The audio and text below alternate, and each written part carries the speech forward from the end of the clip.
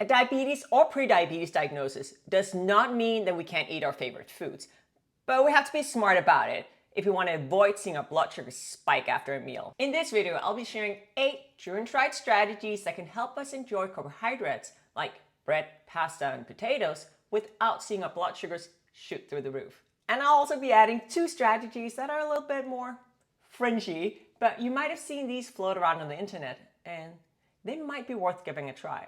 I've been living with type 1 diabetes since 1997, and I know that there are several reasons why I, and you, want to reduce our blood sugar spikes after meals. You might feel less drained and more energized when your blood sugars aren't fluctuating wildly.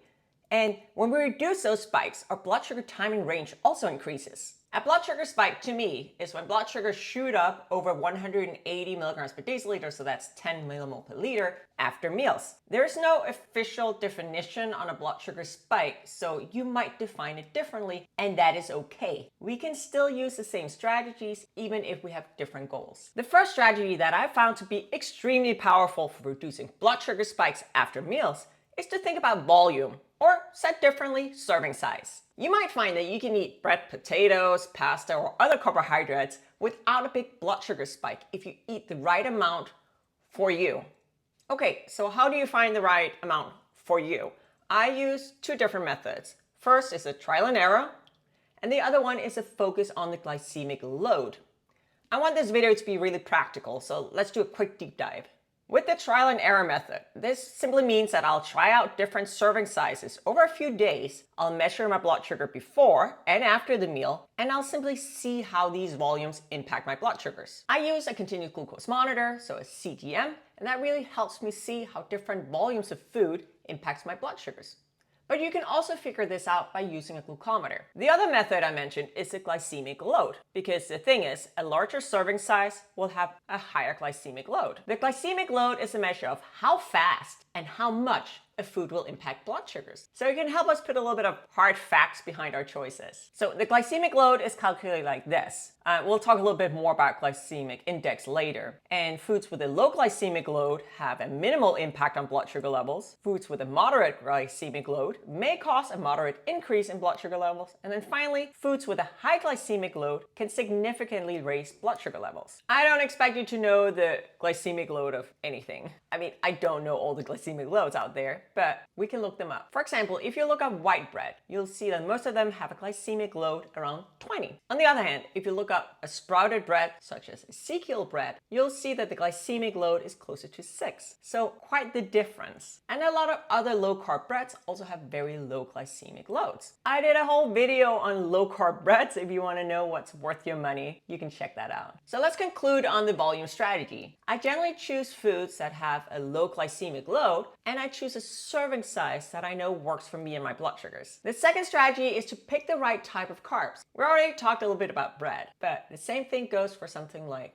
for example, potatoes. Some type of potatoes might hit your bloodstream much harder than others. And now I want to go back to hard facts again. I like to have something really tangible to back up my choices. So we also need to talk about the glycemic index a little bit. The glycemic index is a measure of how quickly a food raises blood sugar levels. So it's super relevant for this video. And the thing is, not all potatoes have the same glycemic index. And looking at this, we might benefit by reaching for a white potato or a Yukon Gold potato. So choosing your potato wisely and also thinking about the glycemic index could mean that you could reduce the risk of a blood sugar spike after your meal. And of course, it's not just potatoes that have a glycemic index. You can look up the glycemic index for pretty much all foods. And the third strategy is to up your fiber. High fiber has a benefit that can potentially blunt a blood sugar spike because fiber gets absorbed and digested slowly. Plus, fiber have all sorts of other health benefits. And unfortunately, not enough of us are getting the 22 to 34 grams of fiber a day that's generally recommended. And again, I don't know the fiber content of foods by just looking at it. I'm guessing neither do you. So let's just look at some examples. Here we have a list of carbohydrates that are all low glycemic index foods, as we talked about before, but they're also high fiber carbohydrates. This is per serving, so this is something to be mindful of. One thing is high fiber foods, but I think a great question is, could you just add a fiber supplement? So for example, a teaspoon of psyllium husks to your meal and then get the same effect as eating higher fiber foods? Maybe. So some studies have shown that adding a fiber supplement to your diet can help lower your fasting blood sugars, but I haven't been able to find anything that documented that it could also lower a blood sugar spike after eating carbohydrates. But I think for most of us, it probably can't hurt to add it and to get a little bit more fiber in our diet. Now let's talk more about things that you can add to your carbs to blunt the blood sugar spike. I kind of like that expression, don't eat naked carbs. What that means is that by adding a fat or protein to your high fiber carb, that could potentially slow down how quickly the food is absorbed and then how quickly it hits the bloodstream, meaning less of a blood sugar spike. I use this strategy on a daily basis. All of my meals are built around the protein, and I really feel that that makes a difference for me. For breakfast, I'll usually have eggs and Ezekiel toast, which we already discussed is a low glycemic bread. Another thing I like to eat is Greek yogurt with berries or fruit. The start of my lunches and my dinners is always a lean protein. So that's, for example, fish, it can be chicken, turkey, and I'll add greens, I'll add a carb, and then sometimes I'll also add a fat, such as, for example, avocado. Remember, this strategy does not mean that the food won't hit your bloodstream. It just means that by adding fat or protein, and again, sticking to high fiber, this can slow down how quickly this food is turned into energy and then released into your bloodstream. And by slowing things down, we'll see less of a spike and more of just of a steady incline. Okay, let's shift gears a little bit. So we talked about which kind of carbohydrates to eat, how much of them, and the meal composition, but let's also talk about some of those strategies that we can implement regardless of which kind of carbs we eat and how we eat them. Strategy number 5 is for my fellow insulin-dependent people with diabetes. If that's not you, jump ahead to strategy 6 or listen in, you might find it interesting. So for us who take mealtime insulin to manage our blood sugars, you can think about the timing of your insulin dose in order to reduce blood sugar spikes, because it's not just about how much insulin we take, but also about when. Because insulin does not start to lower blood sugars right when it's injected, and it's not at its most effective until an hour to hour and a half after injected. What I do is I think about what I'm about to eat, and I think about the glycemic load of this food, and then I plan my insulin to match this. So this is a food graph. If I dose my insulin at the same time, the insulin graph looks like this. And that is why I might see a blood sugar spike. Instead, I'll often pre-bolus. So that just means taking the insulin prior to the meal, 15 or even up to 30 to 40 minutes before the meal.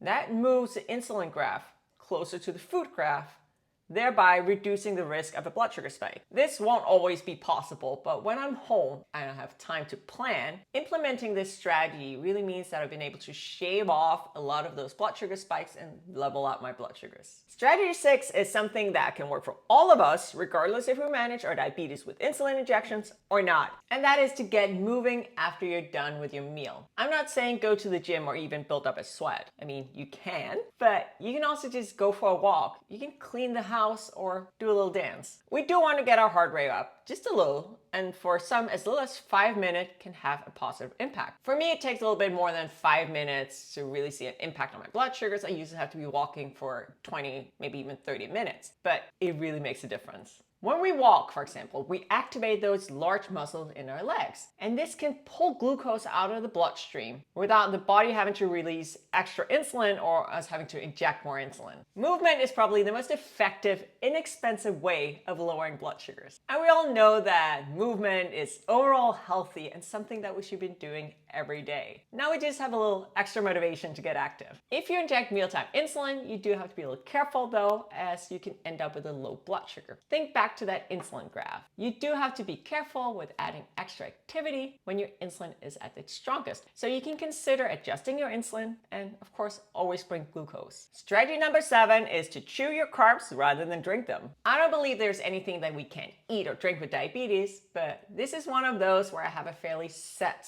of rules for myself. I choose to not drink my carbs. I believe that the reason why solid food can have less of a blood sugar spike is that generally solid foods digest slower, and it just takes a little longer when you have to chew your food rather than just chug it. Also, if you're reaching for a smoothie or let's say juice, these tend to be high glycemic, especially juice. If you love your smoothies, one way to reduce the risk of blood sugar spike is to keep the fiber content high. For example, by just blending the fruits and vegetables and keeping the peel on. You can also try and add a little bit of fat, for example, like peanut butter or avocado, to slow down the digestion and thereby reduce the risk of a blood sugar spike. But yeah, for me, it's just not worth it. And the last of my 8 solid strategies, before we get to the bit more fringy strategies, is to eat the carbs later in the day. I find that the sweet spot for eating carbohydrates without a blood sugar spike is in the afternoon until early dinner, so 6 p.m.-ish. How effective our bodies are at handling carbohydrates is tightly tied to our insulin sensitivity, so how effective our bodies are